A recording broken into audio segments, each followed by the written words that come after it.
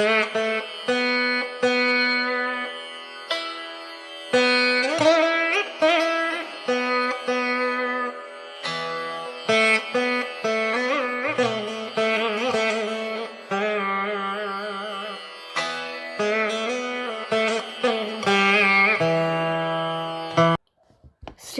நாராயணீயம் தசகம் 2.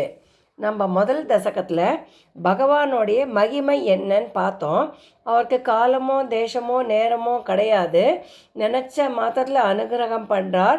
எது துர்லபமான விஷயத்தை கூட சுலபமாக முடிச்சு கொடுக்குறார். ஏன்னா அவர்கிட்ட சத்துவகுணம் அதிகமாக இருக்கிறதுனால எல்லா விதமான ஐஸ்வர்யமும் அவர் மூலம் கிடைக்கும் அப்படின்றது முதல் தசகத்தில் பார்த்தோம்.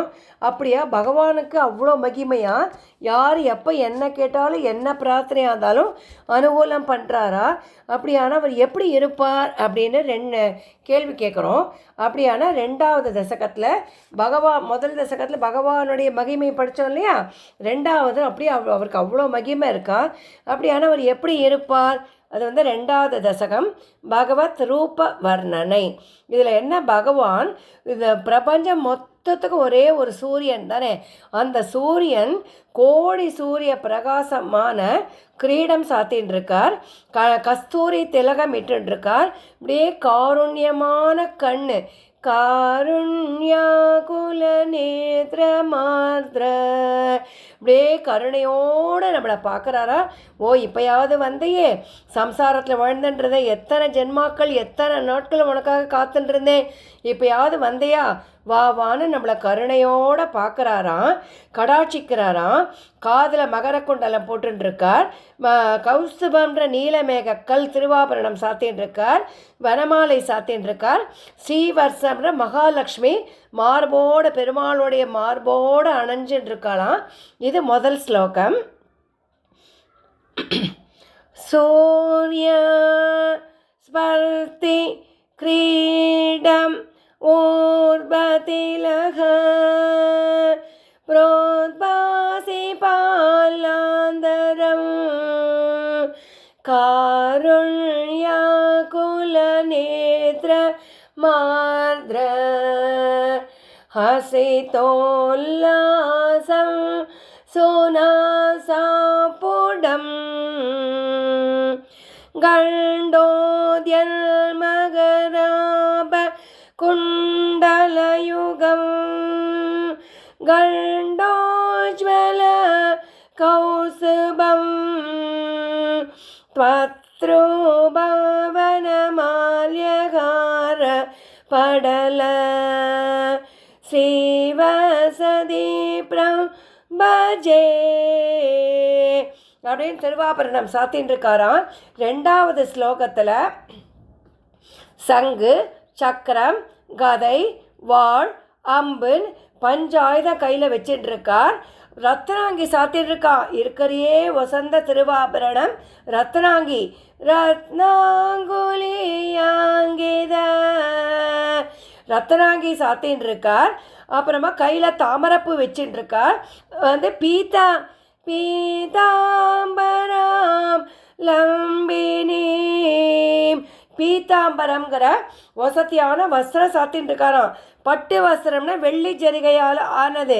பீதாம்பரம்ங்கிறது தங்க ஜரிகையால் நெய்த வஸ்திரத்துக்கு பேர் பீதாம்பரம். இதை மாதிரி சாத்தின்னு இருக்கிற பகவான் கங்கணம் கட்டின்னு இருக்காராம். ஓ நான் கங்கணம் கட்டின்னு இருக்கேன், உன்னோட எல்லா குறைகளையும் நான் ரட்சித்தே தீருவேன் அப்படின்னு கங்கணோத்தமமகா கங்கணம் கட்டின்னு இருக்காராம். அதுதான் பகவானுடைய ரூபம். கேயோ ராங்கத கங்கணோத்தமமகா ரத்னாங்குலியாங்கி த ஸ்ரீமத் பாகு சதுஷ்க சங்கதகதா சங்காரி பங்கேருகா காஞ்சித் காஞ்சன காஞ்சிலாஞ்சிதலஷன் பீதாம்பராம்பரதர लम्बिनी आलम्बे विमलाम्बुजयुधिपदा மூர்த்திந்தவார் திச்சிதம். அவர் எப்படி இவரால் முடியாது?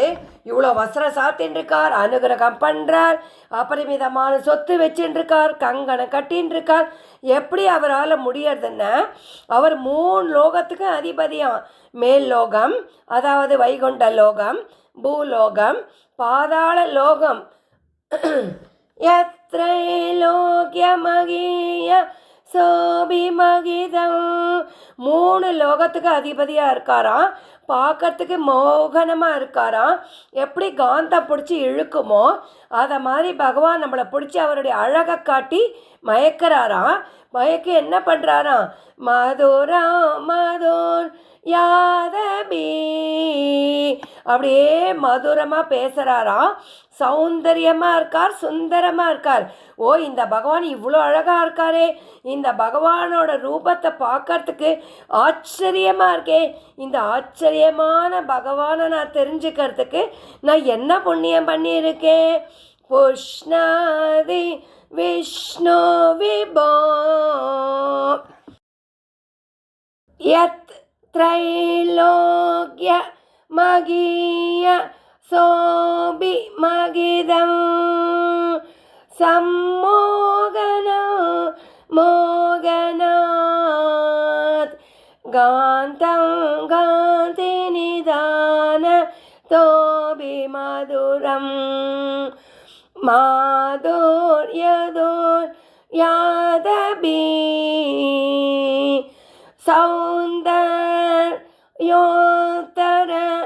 Dobhi சுந்தரதரம் த்வத்ரூப மாச்சர்யதோபி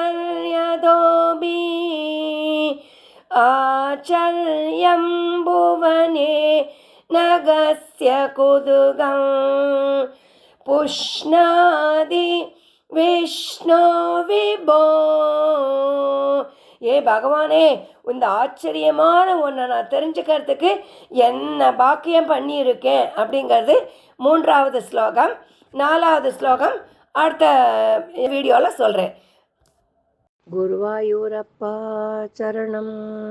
Click on the bell icon to subscribe to the channel and get more updates.